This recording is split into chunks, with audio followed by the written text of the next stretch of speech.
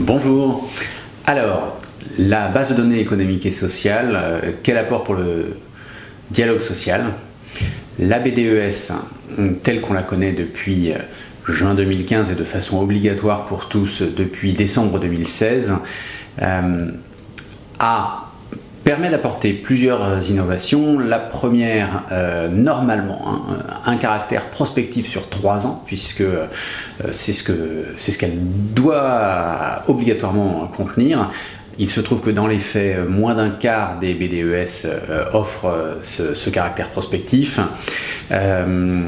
En termes d'autres conclusions sur les premières années de mise en place de ces BDES, on peut retenir qu'environ 20% ne l'ont pas mis en place, ou bien que ce n'est pas recensé comme tel par les représentants du personnel.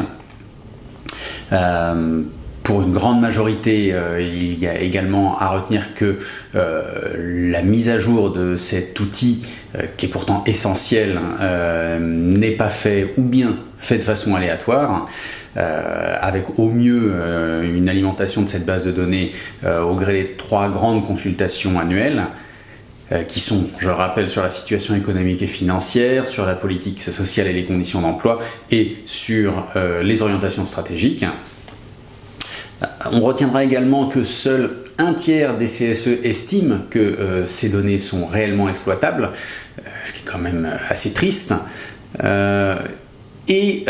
Pour conclure et tempérer tout ça, il faut, je pense, rappeler que la qualité de la mise en place de la BDES va quand même varier en fonction de la taille de l'entreprise.